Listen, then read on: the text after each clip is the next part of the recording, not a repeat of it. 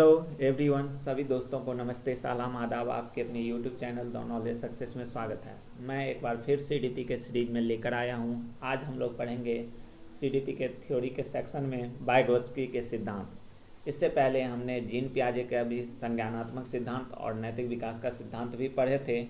अब आज हम लोग वाइगोत्स्की सिद्धांत के बारे में पढ़ेंगे कि वाइगोत्स्की सिद्धांत क्या है। अगर आपने इससे पहले वीडियो नहीं देखे हैं जीन पियाजे और के बारे में, तो आप उसको देख सकते हैं जाके मेरे यूट्यूब चैनल पे। और जो मेरे चैनल पे पहली बार देख रहे हैं वह लाइक और सब्सक्राइब और शेयर करना मत भूलें। चलिए आइए हम लोग शुरू करते हैं। इससे पहले आपको बता दें कि अगर आपको किसी भी टीचिंग एग्ज़ाम की तैयारी करते हैं तो यह टॉपिक अति महत्वपूर्ण है। इससे 2 नंबर ज़रूर किसी भी एग्ज़ाम में, टीचिंग एग्ज़ाम हो, वह स्टेट का, किसी भी स्टेट का एग्ज़ाम हो या सीटेट का हो, सभी में 2 नंबर फिक्स है। इसीलिए आप लोग इसको मिस मत करेंगे। कहते हैं इससे पहले कि शुरू करने से पहले एक बात बता दें। कहते हैं आँखों में पानी रखो, होठों पे चिंगारी रखो, जिंदा रहना है तो तकरीबें बहुत सारी रखो, राह के पत्थर से बढ़कर कुछ नहीं है मंजिलें, रास्ते आवाज़ देते हैं सफ़र जारी रखो। कहने का तात्पर्य है कि अगर आपने ईमानदारी से मेहनत करेंगे तो ज़रूर सफलता मिलेगी। इसीलिए बिना टाइम व्यतीत किए चलिए आइए शुरू करते हैं वाइगोत्स्की के सिद्धांत। कहते हैं वाइगोत्स्की के बारे में एक सुन लीजिए थोड़ा उसका इंट्रोडक्शन। कहते हैं इनका जन्म 1896 में बेलारूस में हुआ था, यानी कि रूसियन साइंटिस्ट था। वह graduate for the Moscow university से किया था। Study and literature and psychological था और वर्क इंस्टीट्यूट ऑफ साइकोलॉजिकल में मॉस्को में था। उनका डेट कर गया वह सिर्फ 38 वर्ष की उम्र में ही 1934 में उसकी मृत्यु हो गई। चलिए आइए हम लोग बिना शुरू करते हैं वाइगोत्स्की के सिद्धांत। इससे पहले आपने जीन पियाजे के बारे में भी पढ़ा। जीन पियाजे क्या करता है कि पियाजे के संज्ञानात्मक विकास परिपक्वता पर महत्वपूर्ण माना है, लेकिन वाइगोत्स्की क्या करता है वह भाषा और संस्कृति पर महत्वपूर्ण मानते हैं। अंतर यही है इसमें कि पियाजे संज्ञानात्मक विकास में संस्कृति में शिक्षक की कोई भूमिका नहीं देती है, जबकि क्या करती है वाइगोत्स्की उसको महत्व देती है। इसे अंतर से आपको स्पष्ट हो गया होगा कि पियाजे की संज्ञानात्मक विकास स्तर को मानता है, यानी कि स्टेजेज को मानता है। 4 स्टेजेज के बारे में बताए थे, जबकि वाइगोत्स्की कहते हैं कि बच्चे को स्वतंत्र रूप क्या कर सकते हैं, वयस्कों की सहायता से यह प्राप्त कर सकते हैं, यानी कि संस्कृति और सामाजिक कल्चर, सोशल से, समाज से यह प्राप्त कर सकते हैं। लेकिन पियाजे जो है वह क्या स्टेजों को महत्वपूर्ण मानता है। इसीलिए वाइगोत्स्की के सिद्धांत ले Vygotsky social culture theory of cognitive development, Vygotsky के संज्ञानात्मक विकास के सिद्धांत के बारे में आज हम लोग पढ़ेंगे। कहते हैं वाइगोत्स्की अपने संज्ञानात्मक विकास के सिद्धांत में समाज और संस्कृति की अत्यधिक बल डाला है, यानी कि कहने का शाब्दिक अर्थ है कि संज्ञानात्मक विकास जो वाइगोत्स्की का है समाज और संस्कृति को सबसे महत्वपूर्ण माना है, यानी कि सोशल और कल्चर को ज़्यादा महत्वपूर्ण माना है। इसीलिए जब भी सोशल और कल्चर का बारे में जहाँ भी बात हो तो सीधे वाइगोत्स्की पे टिक आउट कर देना। यही कारण है कि उनके सिद्धांत को सामाजिक संस्कृति सिद्धांत भी कहा गया है, यानी कि सोशल कल्चर थ्योरी भी कहा गया है। कहते हैं वाइगोत्स्की के सामाजिक कारक भाषा को महत्वपूर्ण मानते हैं। वाइगोत्स्की सामाजिक कारक के भाषा को महत्वपूर्ण मानते हैं और शिक्षक वयस्क भूमिका को स्वीकारते हैं, जबकि इनका मानना है कि सहयोगात्मक अधिगम, कोलैबोरेटिव ऑफ लर्निंग का अत्यधिक महत्वपूर्ण योगदान होता है। कहते हैं कि आपने स्क्रीन पे पिक्चर देख रहे होंगे कि सोशल कल्चर, थॉट और लैंग्वेज पर यह डिपेंडिंग है, घूमता हुआ इर्द गिर्द चलता है, यानी कि 3 ही पे घूमता हुआ यह थ्योरी चलेगा, यानी कि कल्चर, संस्कृति, लैंग्वेज, भाषा और थॉट्स और सोशल। इसके बारे में हम लोग चलेंगे। वाइगोत्स्की के सामाजिक सिद्धांत को समझने के लिए कुछ पहले बिंदुओं को समझना आवश्यक है। पहले कहते हैं संज्ञानात्मक विकास होता क्या है वाइगोत्स्की के अनुसार। पियाजे के अनुसार तो हमने देखे। कहते हैं वाइगोत्स्की को संज्ञानात्मक विकास की भाषा को प्रमुख साधन मानते हैं। किसको?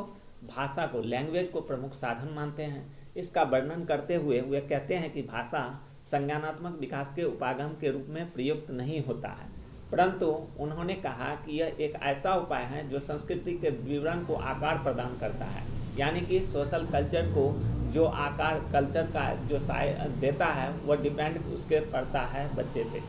जिनके अतिरिक्त संस्थाएं साधन मानव निर्मित वे संस्थाएं हैं जो ऐतिहासिक और सांस्कृतिक व्यवस्थाओं की ओर संकेत करता है। कहने का मतलब है कि यह समाज और संस्कृति पे डिपेंड पड़ता है कि कैसा सामाजिक कैसा एनवायरनमेंट में रहता है, उस अनुसार बच्चे का वहाँ पे विकास किया जाता है। दूसरा है अंतःक्रियाएं। कहते हैं वाइगोत्स्की ने अंतःक्रिया को सीखने के लिए महत्वपूर्ण माना है। अंतःक्रिया सीखना क्या कहलाता है? वाइगोत्स्की के अनुसार महत्वपूर्ण माना है, जबकि अंतःक्रिया के माध्यम से छात्र स्वतः प्रेरणा उत्पन्न करती है, यानी कि स्वतः जो उन्हें सीखने में सहायता करती है। कहने का मतलब है कि आंतरिक संभाषण यानी कि निजी इंटरनल स्पीच और प्राइवेट स्पीच जो है आत्मनियम भाषा का उपयोग जो किया जाता है उसे आंतरिक संभाषण कहते हैं। किसे कहते हैं? आंतरिक संभाषण कहलाता है, जिसके थ्रू हम लोग अंतःक्रियाएं कहते हैं। जो कहते हैं जेडपीडी की अवधारणाएं, यानी कि जेडपीडी का पूरा नाम है जॉन ऑफ प्रोक्सिमल डेवलपमेंट, यानी कि जेडपीडी। इसे हिंदी में कहते हैं समीपस्थ विकास का क्षेत्र। जॉन प्रोक्सिमल डेवलप जेडपीडी का आउट ऑफ स्पीच, आपने फिगर देख रहे हैं, इसमें 3 चीज़ है। Out of speech, zone of development of learning thought of scaffolding और current understanding can be work of unselected.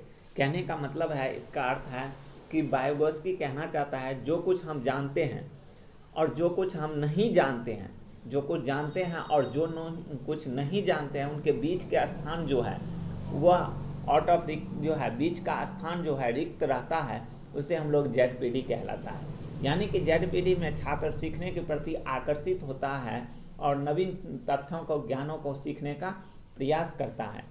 कहते हैं वाइगोत्स्की का कहना है कि जो कुछ हम नहीं जानते हैं उसके पीछे रिक्त स्थान होता है, यानी कि जेडपीडी सीखने का आकर्षित करती है और छात्र के नवीन तथ्यों को सीखने का प्रयास करता है। जहां वह बिना किसी मदद के स्वयं को कार्य को करते हैं और उनके माध्यम से विकास का स्तर होता है, अर्थात किसी भी सहायता से प्राप्त कोई भी कार्य करता है और ले जाने का प्रयास करता है, इन दोनों के बीच के अंतर को वाइगोत्स्की ने समीपस्थ विकास क्षेत्र यानी कि जॉन प्रोक्सिमल डेवलपमेंट कहा जाता है। यानी कि बालक का विकास का स्तर आपने देख रहे हैं ऐसे बढ़ रहा है और संभावित विकास का स्तर जो है यह है, इसके बीच का जो अंतर दिखाई दे रहा है वही क्या कहलाता है? जेडपीडी कहलाता है। इसी में आता है एक स्कैफोल्डिंग। यहाँ से भी बार बार क्वेश्चन पूछा जाता है, इसको स्कैफोल्डिंग क्या कहलाता है? कहते हैं वयस्कों के द्वारा दी जाने वाले टेम्प्रोरी यानी कि परमानेंटली नहीं, टेम्प्रोरी और अस्थायी रूप से गाइडेंस किया जाता है, वह स्कैफोल्डिंग यानी कि पार या ढांचा कहते हैं। इसको हिंदी में पार या ढांचा कहते हैं, इंग्लिश में स्कैफोल्डिंग कहते हैं। यह इसमें क्या कहता है कि जो वयस्कों के द्वारा यानी कि उसके गार्जियन या पेरेंट के द्वारा जो टेम्प्रोरी हेल्प दिया जाता है, यानी कि अस्थायी रूप से, जैसे कि बच्चा यह साइकिल सीख रहा है, इसको क्या कर रहे हैं? पकड़ रहे हैं और सिखा रहे हैं पीछे से। क्या करेंगे इसको? जब यह सीख जाएंगे थोड़ा तो इसको क्या करेंगे? छोड़ देंगे। तो यह क्या कहलाया? स्कैफोल्डिंग कहलाया। कहते हैं यहाँ पे एक शब्द आता है, नोट में याद रखिएगा, MKO, यानी कि मोर नॉलेजेबल अदर, यानी कि उससे ज़्यादा नॉलेज जो होता है वह क्या कहलाता है? स्कैफोल्डिंग। जो गाइडेंस करता है वह टीचर हो सकते हैं, पेरेंट्स हो सकते हैं, ये सब क्या है? मोर नॉलेजेबल अदर हैं, जो उनसे ज़्यादा जानते हैं। कहते हैं संस्कृत का अधिगम। वाइगोत्स्की का मत है कि संस्कृत विशिष्ट व्यवहार का परिवर्तन और मानसिक कार्य में परिवर्तन को प्रदर्शित करता है, यानी कि उसके अतिरिक्त मानव व्यवहार का विकास नवीन स्थान से निर्धारित होता है, यानी कि नया स्थान, नया प्लेस से उसका स्थान होता है कि उसमें परिवर्तन लाता है कि वाइगोत्स्की का संस्कृत विशिष्ट क्या व्यवहार करेगा। अधिगम के स्तर में भिन्नता। जेडपीडी के कारण ही छात्रों में अधिगम स्तर में भिन्नता होती है, यानी कि कोई तेज होते हैं सीखने में, अधिगम करने में, कोई जल्दी समझ जाते हैं, कोई बच्चा देर से समझते हैं। क्योंकि जो छात्र जानने की ज्ञान के मध्य संबंध स्थापित करने में सक्षम होते हैं उनका अधिगम समान स्तर कम होता है, और जो संबंध स्थापित करने में ज़्यादा होते हैं उसका क्या होता है? स्तर ज़्यादा होता है। वाइगोत्स्की का कहना था कि भाषा और चिंतन दोनों विकास अलग अलग होते हैं, यानी कि लैंग्वेज का और थॉट का क्या है? वाइगोत्स्की के अनुसार अलग अलग होते हैं।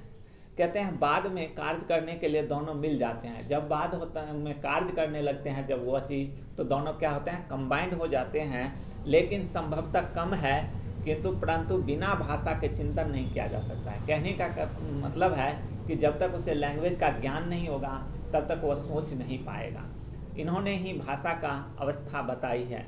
कहते हैं क्योंकि भाषा पे यह डिपेंड करता है तो इसने भाषा की अवस्था बताई है। पहला अवस्था है सहज अवस्था, नेटिव स्टेज कहलाता है।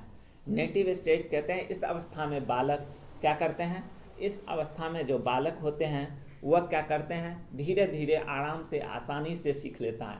इसमें कोई चिंतन नहीं करता है वह क्यों कर रहा है। इस अवस्था में अधिगम करने के लिए चित्र का प्रयोग किया जाता है।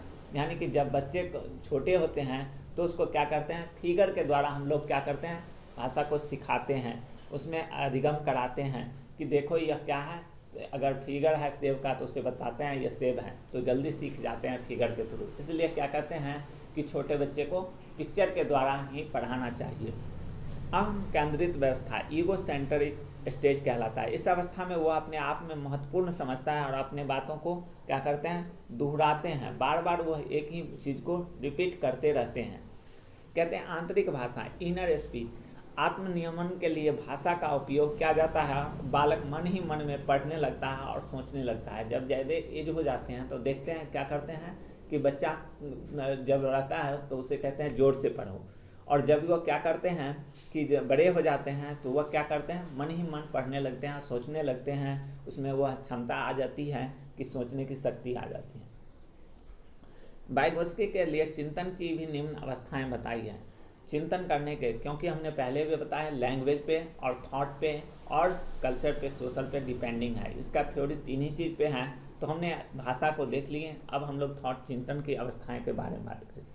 कहते हैं एक सी वस्तुओं को इकट्ठा करना, यानी कलेक्शन ऑफ सेम थिंग्स, एक जैसी वस्तुओं को इकट्ठा करना और अन्य से भिन्नता स्थापित करना, ज्ञान प्राप्त करना, वह क्या कहलाता है। यानी कि यह एक तरह का है। अगर मान लीजिए कि फिगर उसको बोर्ड पर दिखा रहे हैं कि यह रेक्टेंगल का है, या इलिप्सिस का है, या सर्किल ट्रायंगल का है, तो 4-5 फिगर दे दिए तो उसको छांटने के लिए कहें तो वह अपने इकट्ठा कर सके फिगर को, यानी कि एक जैसे वस्तुओं को। कहते हैं सृजनात्मक रूप से चिंतन, थिंकिंग एज क्रिएटिविटी, अपनी तरफ जो कुछ जोड़ता है वह प्रत्यक्षीकरण कहलाता है। यानी कि जो कुछ भी वाइगोत्स्की अपने कहने का तात्पर्य है कि सृजनात्मक, जो उनमें अपने आप में क्षमता होती है, अपने तरफ से कुछ जोड़ते हैं, वह क्या कहलाता है, प्रत्यक्षीकरण कहलाता है। यानी कि स्वप्रत्यक्ष चिंतन, कैप्चर ऑफ थिंकिंग, इसमें स्वप्रत्यय को समझ यहाँ पे थोड़ा समझक लिखा गया है, समझ कर वह उत्तर देता है और इसके लिए भाषा जरूरी है। इस कहने का तात्पर्य है कि वह अपने संप्रत्यय को समझता है कि किस प्रकार से हमें देना है उत्तर, इस प्रश्नों को वह सोचते हैं और उसके लिए भाषा जरूरी है, लैंग्वेज बहुत जरूरी है। वाइगोत्स्की के सामाजिक विकास का सिद्धांत, सोशल डेवलपमेंट ऑफ थ्योरी। अब आइए हम लोग सोशल डेवलपमेंट ऑफ थ्योरी के बारे में पढ़ते हैं।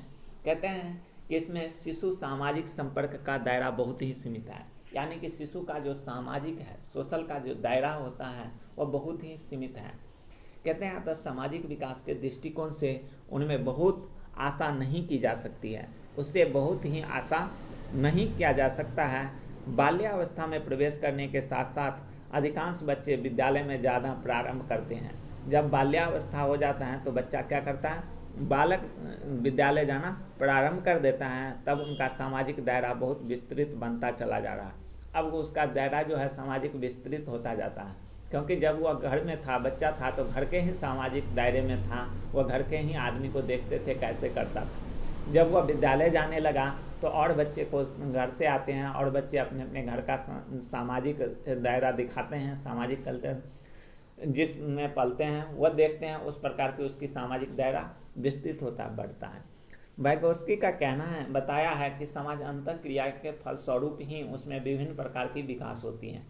बच्चा में जो है समाज की अंतःक्रियाएं के कारण ही उसमें क्या पड़ता है, विकास प्रकार के विकास होते हैं, और समाज उस जिस प्रकार की सुविधाएं उपलब्ध होगी उसका विकास उसी प्रकार से होगा। यानी कि कहने का मतलब है जिस तरह उसका समाज डेवलप होगा उसी तरह उसका बच्चा भी उस प्रकार का डेवलप होगा। यदि उसे प्रकार की सुविधाएं उपलब्ध नहीं होगी तो उससे विकास का प्रतिकूल प्रभाव पड़ेगा। उसके अगर उस तरह का सुविधा उन्हें उपलब्ध नहीं कराया जाए जिस प्रकार के बच्चे, तो क्या होते हैं, उसका जो विकास जो होता है वह प्रतिकूल होता है। इसलिए क्या करते हैं, अगर गरीब घर के बच्चे होते हैं तो उन्हें सभी प्रकार के साधन नहीं मिल पाता है एजुकेशन में, तो वो क्या करते हैं, कमज़ोर हो जाते हैं। अगर उन्हें गरीब घर का भी सभी प्रकार के साधन उन्हें उपलब्ध हैं तो वह क्या करते हैं, बड़े घर से ज़्यादा, घर के बच्चे से ज़्यादा तेज हो जाते हैं, इसलिए उसका प्रतिकूल प्रभाव पड़ता है। चलिए आगे हैं, कहते हैं कि सोवियत रूस के मनोवैज्ञानिक लेवाइस्की ने बालक के सामाजिक विकास से संबंधित एक सिद्धांत का प्रतिपादन किया। यानी कि सोवियत रूस से मनोवैज्ञानिक थे, हमने पहले ही बताएं कि लेवाइस्की क्या थे, रूस के वैज्ञानिक थे जिनका जन्म हमने बताया और बहुत ही कम उम्र में, 38 साल के उम्र में ही उनकी मृत्यु हो गई थी। कहते हैं संबंधित प्रतिपादन किया। इस सिद्धांत में उन्होंने बताया कि बालक की हर प्रकार की विकास उसके समाज के विशेष योगदान पर निर्भर करता है। यानी कि उसके समाज में जिस प्रकार की विकास होगी, बच्चा उस प्रकार की विकास पर व्यवस्था पड़ेगी। वाइगोत्स्की के सिद्धांत की विशेषता क्या है? कहते हैं कि सीखना एक सार्वभौमिक क्रिया है जो निरंतर चलती है। हमने पहले भी बताए हैं, जब हमने यहाँ पे विकास पढ़ रहे थे, development chapter, growth and development, तो वहाँ भी बताए थे कि क्या होता है, सीखना एक सार्वभौमिक है, यूनिवर्सल ट्रूथ है, जबकि जो निरंतर चलता है, जो जन्म से लेकर कहाँ तक, जन्म से यानी कि ब्रह्म से, गर्भ से लेकर मृत्यु तक चलती है। कहते हैं अतः विकास की अंतःक्रिया में वृद्धि छात्रों को अधिगम प्रक्रिया में निर्देशित स्वरूप का प्रदान करता है। यानी कि अंतर्दृष्टि जो है विद्यालय के छात्रों पर अधिगम पर, प्रक्रिया पर डिपेंड पड़ता है, लर्निंग पर डिपेंड पड़ता है कि किस प्रकार की उसका डायरेक्शन है, निर्देशन है, उसके स्वरूप पर डिपेंड पड़ता है। अधिगम प्रक्रिया में ZPD का प्रमुख स्थान है। हमने पहले भी बताया कि ZPD जो है वह जॉन प्रॉक्सिमिक डेवलपमेंट यानी कि समीपस्थ विकास के दूरस्थ यूज किया जाता है हिंदी में। इसका हमने पहले भी बताया कि इसका बहुत ही महत्वपूर्ण योगदान है। यहाँ से बार बार क्वेश्चन पूछा जाता है, इसको हमेशा याद रखेंगे कि ZPD का जो है वह क्या काम करता है, जो कुछ भी जानते हैं और जो कुछ नहीं जानते हैं उनके पीछे का बीच का जो रिक्त स्थान होते हैं, के पीछे का रिक्त वैकेंट स्थान जो होता है, जो सीखने की प्रक्रिया कहलाता है, वह क्या कहलाता है, ZPD कहलाता है। सीखने की प्रक्रिया में सांस्कृतिक संगठनों का उपाय, मनोवैज्ञानिक संगठनों का उपाय और मनोवैज्ञानिक तथ्यों का उत्तरदायित्व होता है। यानी कि सीखने की प्रक्रिया में सांस्कृतिक कल्चर पर भी डिपेंड पड़ता है, साइकोलॉजिकल संगठन पर भी डिपेंड पड़ता है और मनोवैज्ञानिक तथ्यों पर भी उत्तरदायित्व होता है कि वह किस प्रकार की उसे तथ्य दिया जाए, कुछ प्रकार की, तो वह सारे डिपेंड पड़ता है। नोट में हमेशा याद रखेगा कि वाइगोत्स्की का अधिगम सिद्धांत समाज संस्कृति पर महत्व दिया है, यानी कि सोशल कल्चर पर महत्व दिया है।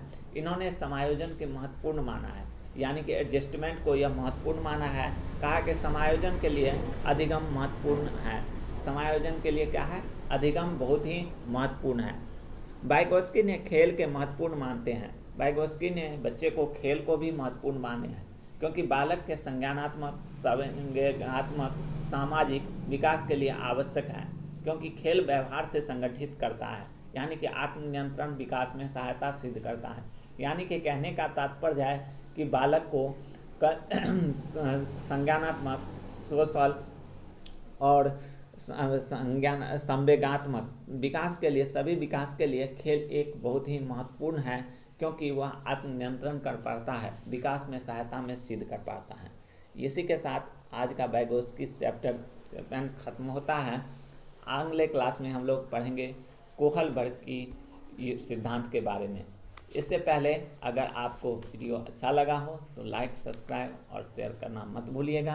अगर कोई भी प्रॉब्लम हो तो कमेंट बॉक्स में ज़रूर लिखें। अगर आपको यह PDF चाहिए तो मेरे टेलीग्राम में ज्वाइन कर सकते हैं। द नॉलेज सक्सेस में बिल्कुल फ्री में उपलब्ध है, कोई पैसा देने की ज़रूरत नहीं है। आपको अगर मेरा वीडियो अच्छा लगे तो कमेंट बॉक्स में ज़रूर रिप्लाई करें अगर कोई प्रॉब्लम हो तो। अब हम लोग, आप देख रहे हैं कि CTET का नोटिफिकेशन आने वाले हैं, इसलिए CTET का अब हम लोग previous year PYQ series start करने वाले हैं। नेक्स्ट क्लास में हम लोग PYQ के बारे में हम लोग देखेंगे, प्रीवियस ईयर क्वेश्चन के बारे में हम लोग डिस्कस करेंगे। इसी के साथ विदा चाहते हैं। आप लोग भावी शिक्षक और शिक्षिकाएँ अपना ख्याल रखें, अपनों का ख्याल रखें। इसी के साथ जय हिंद।